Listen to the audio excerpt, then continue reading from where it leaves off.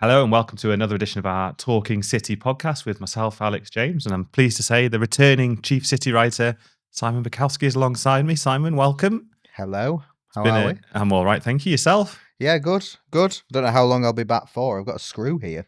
I feel like it's all coming undone. Well, don't point out the failings in this newly furnished office. It's very, shows that showed my wits about me to not be brought down by that screw. But yeah, it's nice. We're back for pre-season. Having been back for pre-season in June, and we are all ready to go again. You've been on your own little break and you've walked back to an exciting new studio. Yeah, it does look very nice. The last time I was in a studio like this was when I did the audio book and bonus podcast for my book that I will promote on. I didn't know you'd written a book. Yeah. But it was with Nader Manua. The excellent Nader Manua, and I didn't realise that it was going to be filmed, so I turned up in the scruffiest pair of joggers I had, and then I had to sort of like style it out and be like, this is cool, this is fine. Whereas today I can see you've got your smart joggers. Well, not the scruffiest. So yeah, bringing back lovely memories, and please do buy the book. Out now, as it has been for ages. In all good bookshops. Yes, yeah, and more importantly, the internet. Get it off the internet; it's the best place. I did buy a book actually. We're going very much off topic here, but I bought a book from a shop that was closing down. It was a very sort of author that I like and things like that, but I didn't know they'd written many books or. Tangential, but anyway, I ordered it and then I got an email to say, we don't know if we've got enough in stock, we'll let you know. Then they let me know and said, yeah, we have. And then it arrived, I'm not joking you, like this. It's bigger than my children and it weighs more than them as well. What, the actual book? The actual book. It's like I just sort of bought it blind. Are you at liberty to tell us? It feels like it's the A to Z of everything that's happened in the world. Yeah, it's one of those. It's just like enormous. So yeah, the only place I can store it in the house is under a cot, because it's like cot size basically, and weighs a lot more than it. So so that was a holiday well spent, wasn't it? Was that your bedtime reading for your holiday? Was it? And for the next 10 years, by the sounds of it. Yeah, I couldn't get anyone else in the bed. It was just me and the book. Well, there we go. We did not expect that start to proceedings. No. But welcome back. Thank you. You're back for your pre-season training as well, alongside City. Yes. And we'll dive sort of straight in with, I guess, James Trafford. We spoke about him on the podcast at length last week, kind of probably half anticipating by now that he would be sort of signed, sealed and delivered and in the door at the Etihad. Yeah. Not quite the case, but not far off. No, I mean, depending on when you listen to your podcast, it'll be done, in the next 24 hours from Monday lunchtime, I would say. We never normally like putting times on things because of there are often delays. Remember Sverre Naipan? I do. But it's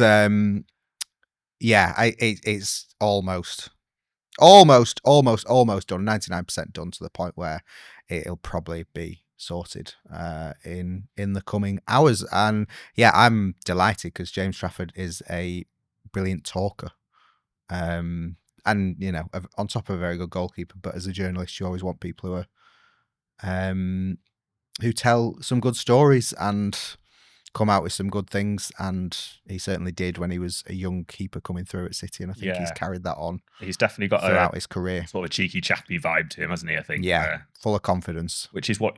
Yeah, I mean, you have to be. You have to be, maybe even more so as a keeper. But also still comes across. He treads that line nice in any interviews I've seen with him. He sort of treads that line between confident but also humble enough to not take himself too seriously, I guess. Yes, I mean, I'm not sure City fans would like the comparison, given what happened a few months ago. But he's very much like Dean Henderson, who they both came through Cumbria. They both came through at Carlisle, and they're again, Henderson is someone who you love to have on your team, and Yeah. you kind of hate him if he's not on your team, because he'll wind you up and he'll have a laugh and things like that. And Trafford is another one. Certainly kind of enjoys celebrating, and has, done incredibly well at Burnley. Yeah, and after a tough start at Burnley as well. I mean, he was dropped for the last 10 games of their Premier League season, but last season in the Championship, of course, made headline after headline. I think he had 12 successive clean sheets. He famously saves 2 Sunderland penalties in a matter of minutes to preserve one of those. I think after that, he'd certainly done a bit of delaying and time wasting tactics in that. And I don't think Sunderland were too impressed. That's it. Yeah, it's that level of housery. But he saved a penalty with England, didn't he, at the 21s? And Cole Palmer did a thing, and I think it's the longest sentence Cole's ever said. But he was like, "Oh, I knew he was saving it. I just had this feeling." And he's a keeper that kind of that now inspires confidence in those around him. Whereas, I think he struggled initially when he went to Burnley, didn't he? And they were in the Premier League, and he hadn't played above League One, had he? So but playing in a team that is more kind of protective of the defence, he was really good. But also, coming through at City, he's been trained in the Ederson way and loves the Ederson way, and will still likely continue to learn from Ederson for another year. So I think it's a very good move from City, and this is what they got kind of. I mean, they got criticised a lot last season, but it felt almost overbearing last season that there was like someone who they'd play every week that they'd let go, and it was like, why haven't you bought them back? And like Morgan Rogers being the key one, but like so many players like that. It felt like they had so many former academy players who were starring against them, and they never do the buybacks. They always insert buyback clauses and never sort of trigger them. Angelino was the only other one, really, and that went horrendously for everyone involved. So yeah, it's kind of new ground, but also very old ground, and you're getting a homegrown player who knows the place and knows the manager and knows the goalkeeping coach very well. And he always said, didn't he, that he felt he could be sitting number one, but he only wanted to come back as number one.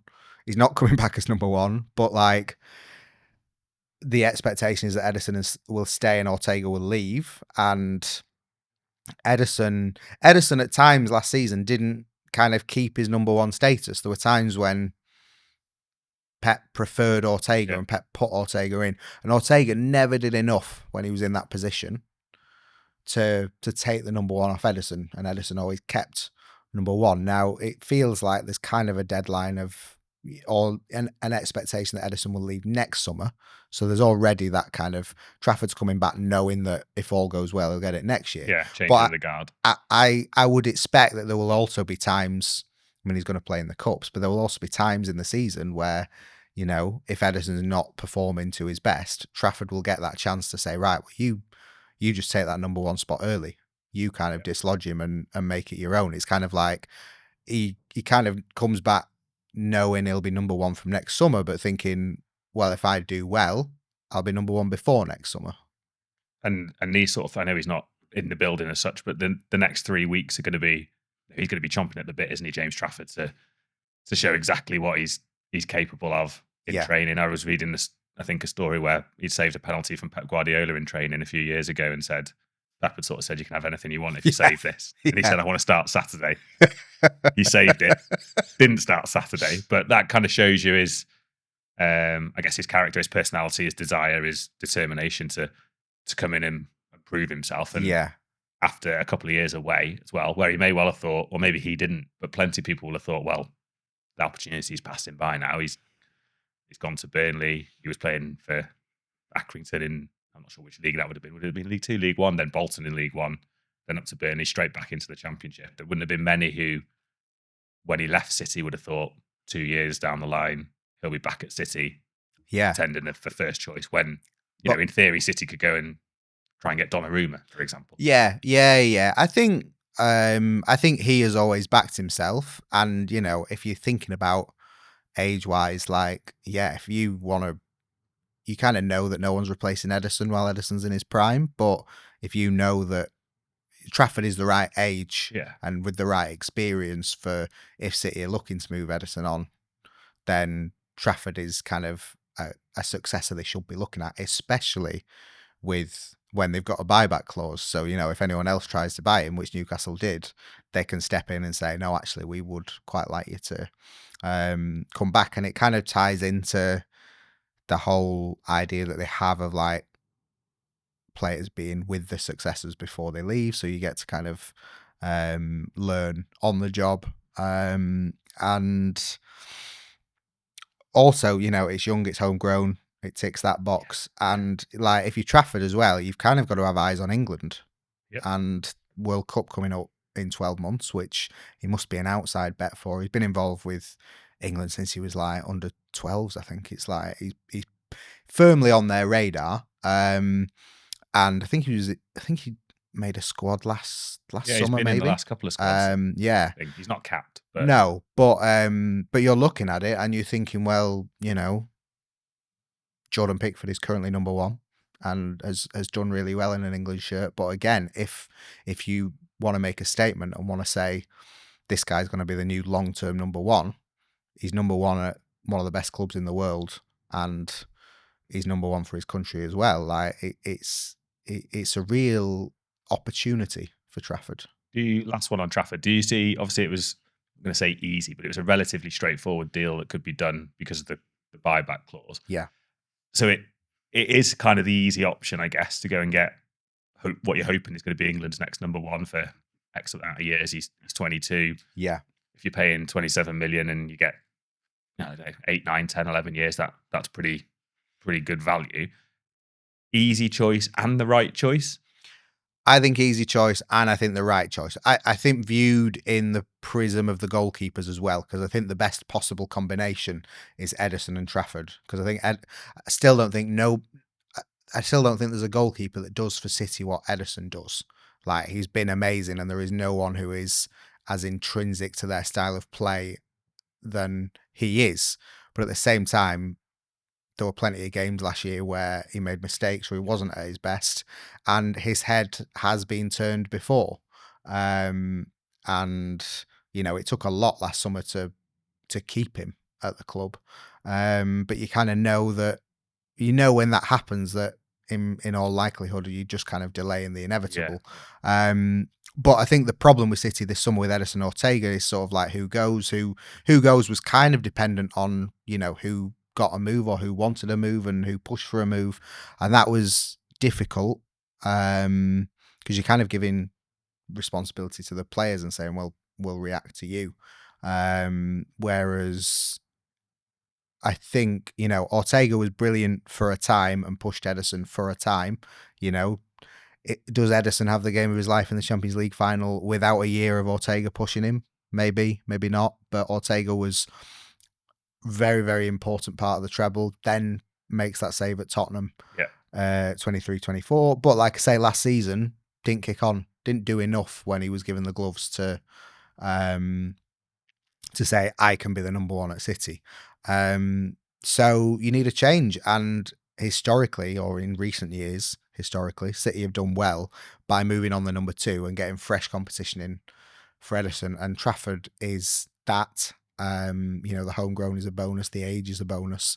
But I think that's it. I think there was uncertainty this summer because it was sort of like, well, do they sign a number one? Do they sign a number two? Nobody's quite Ederson if you're going to sign a number one.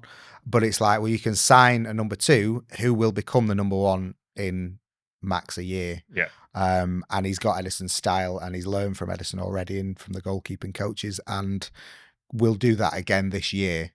And, you know, I'm not saying Trafford is like just like Ederson because he's not, but he's been trained in that style of football and how to be effective in that style of football. He's gone away and played a different style of football as well, which will have improved him as well. So it's, yeah, I think this is possibly City's best bit of business so far this summer. Right. That is interesting. Yeah. For someone who might not start. Yeah, that's just dawned on me then, so it might be a terrible take. But when you, I mean, if Trafford can solve, if Trafford can raise Ederson's level this season and then can come anywhere close to doing what Ederson's done over the last 8 years. You're talking about like solving the number one position for nearly a decade. It'd be amazing, and to do it for under 30 million or something close to 30 million would go down as tremendous value.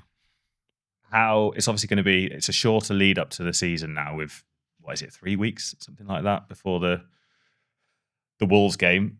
Bedding in Trafford, and I realise Trafford might not play straight away. He might do. There's Aït-Nouri, there's Reinders, there's Cherki. It feels like, and I know you've drawn this parallel before with 2017. Yeah. This feels like one of, maybe if not Pep's most difficult summers to find, with the Club World Cup, with the truncated preseason, with the volume of new signings, all of whom could, in theory, be in the 11. Yeah.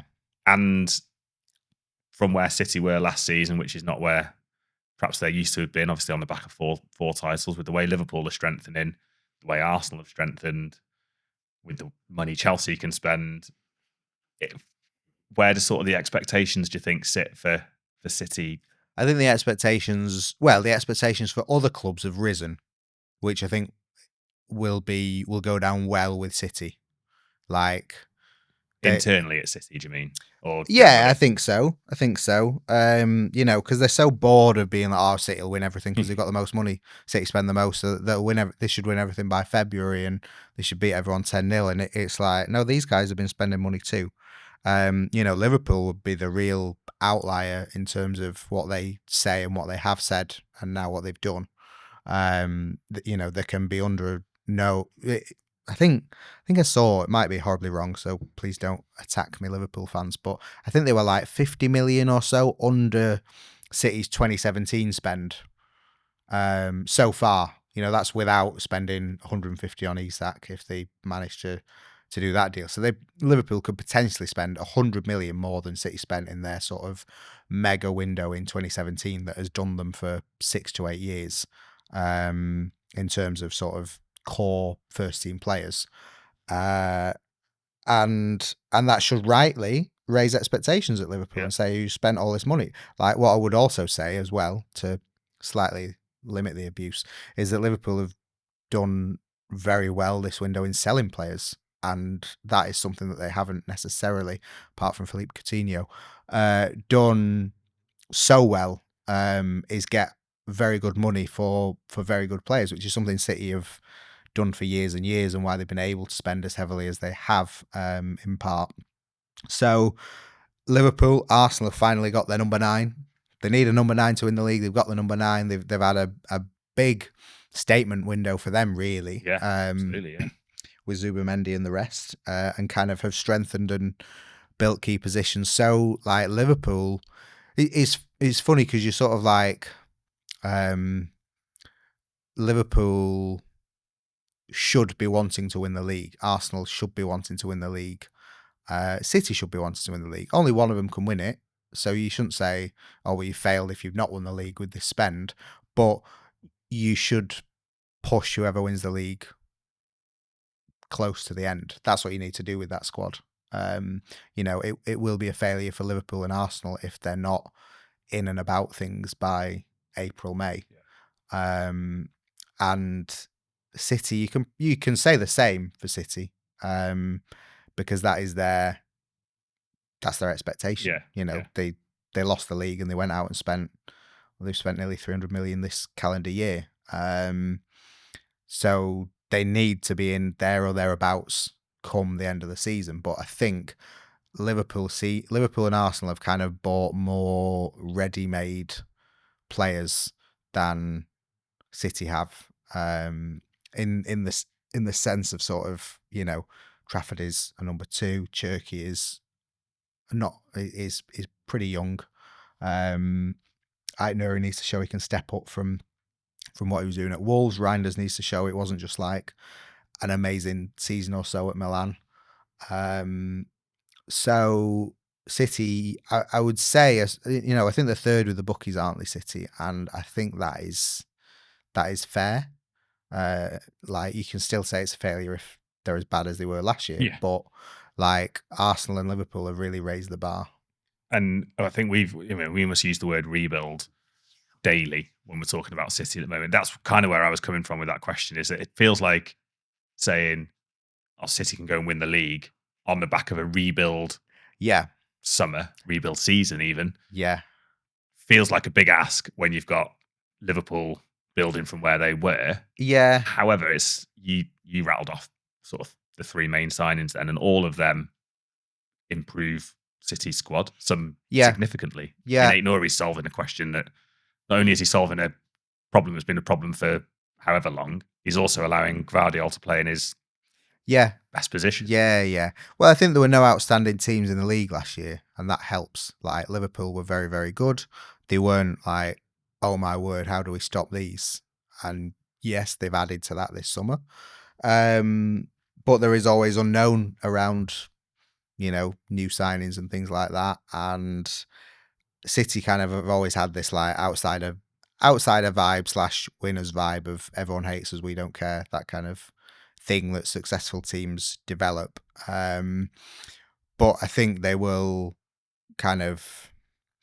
they can afford not to think about that as much this time, because there will be more kind of attention on Liverpool and Arsenal, and they can afford to kind of focus on themselves a bit more and getting their own house in order. I think the Club World Cup will have been good for bringing everyone together, and they did have the squad. It's not ideal that they haven't sold as many players as they would have liked to by now, which means that always, everyone always returns feels quite to training, fanciful, though, doesn't it? To sell. But I mean, if we talk about the mythical greatness of 2017, and you had like Pep had his squad together, and then they went and conquered everything. It wasn't like Pep had his squad and then they finally got rid of all the players they didn't want, which does kind of overlook the fact that they tried really hard for Alexis Sanchez and bid for him on deadline day, and sort of were unhappy that they didn't get him, and they had to stick with Raheem Sterling, who then turned into goal scorer extraordinaire. So, nothing's ever perfect, and you can look back with like rose-tinted glasses on things like that. But I think City have had a decent summer in terms of they've got players in early. They've got their incomings in early. They might get one more, but probably not. Maybe not. Won't say probably not. But they, the Club World Cup was good in terms of getting everyone together and trying a few different things, and also the coaching team and things like that. So now they're back for 3 weeks with, again, pretty low key, and they can arrive for the start of the season with, still sky high expectations internally, but with everyone else not maybe expecting as much from them. Yeah, these 3 weeks now, I mean, they've got one friendly against Palermo in the week before, it's the weekend before the season, isn't it? Which obviously is a City group. I know you like the name of the trophy that's on offer that that particular evening. I know you're a big fan of that, but it does feel like and Chelsea will be in the same boat, albeit Chelsea are coming off the back of winning the Club World Cup, which naturally breeds a bit more confidence and what have you. But it does feel like they've got to get this right, City, in terms of integrating new players. There's new coaching staff. There's limited competitive match opportunities, and they've got to gauge. It's a pretty unprecedented scenario they're in, where they've got to gauge the fitness of players who've had a couple of weeks off but played later than they should have done. But we need them ready for the start of the season, or if we don't need them ready for the start of the season, like Rodri, for example. Can Rodri come in for that first game? No, maybe not. There's a lot of balls in the air because of the way, and it's different, the Club World Cup to a World Cup, because in a World Cup, everyone's in the same boat pretty much at the top of the Premier League. Everyone's lost 10, 12 players to a tournament. Liverpool haven't, Arsenal haven't. They've been able to carry on as they want to, and City have sort of been forced into a bit of a truncated summer. Yeah. Where they didn't even know how long they were going to be in America for. No. And that was not a help for them and a help for other clubs, again, which helps kind of raise expectations for them against City. What I would say about the Club World Cup is, like, I'm sure City would have loved to have won it. I'm sure they would have loved to have gone all the way and got all that money and the prestige and, pose with Donald Trump and maybe not that one. Chelsea, full credit to them. Brilliant. I still don't think the Club World Cup means anything once the Premier League starts. No. If Chelsea win one of the first 4 games, it's like, right, Chelsea are in trouble. How do they get out of this? And in much the same way with kind of City in the Club World Cup, it's like, oh, this is all right. This is all right. This is much better. This is terrible. They've gone out again. Like, oh, maybe they're back. No, they're definitely not. I don't think it means anything from that point of view, but in a day and age where everything is planned and you're loading and everything is taken into account, to have 4 games in, I don't know how long it was, 10 days, was it? Something like that. Yeah. Travel, heat, then have a little break and not know when your break was going to be because you don't know when you're going to get knocked out and therefore maybe not know when you're going to come back. Yeah. And all that kind of stuff. I guess that's my... I think City were good at kind of mapping out scenarios so the players knew, like, what would go on. And then I think the players will have had more rest than they used to. And they might not have been able to kind of fully switch off in this last 4 weeks. They might have still had to kind of keep doing a little bit, because more than you would say if you had 6 weeks off in a row. But also kind of, they have had the whole of July to do whatever they want and go wherever they want. And they have also kind of, like, how do we put this? They've just had more time than they used to, and kind of more time than they were expecting, and that will feel like a bonus. And they've also got this motivation to be better. Like, Trafford should be chomping at the bit. They all should be chomping at the bit to go out and win their trophy back, really. And maybe the Club World Cup helps them in the fact that they've had this false dawn where they thought, yes, we've got these new signings, everything's coming together. Yeah, and then it's like, oh, right, Al Hilal have embarrassed us. And we've been going since January, really, of like, have City got it together now? And all the players and Pep must be really doing everything they can to think, let's make sure people can finally say that, and let's make sure we're finally living that. And rest that they've had in July is part of that, because they do need to be able to come back to it with energy.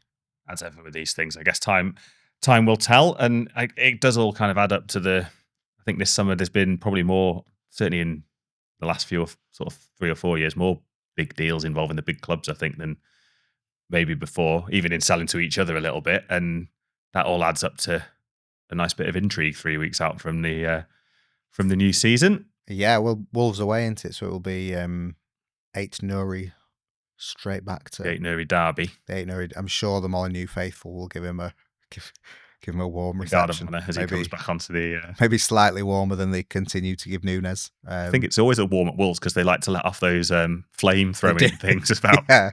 Yeah. Although they do in Villa, don't they? Maybe it's a Midlands thing. Maybe. I like it hot in the Midlands. And on that note... on that nondescript note, yeah. We shall leave it there for now. As ever, thanks for watching. Thanks for listening. You can follow all the latest with the City team, including Simon, of course, with the latest on James Trafford and more as we build up to the new season. And we'll speak to you again soon. Thanks very much.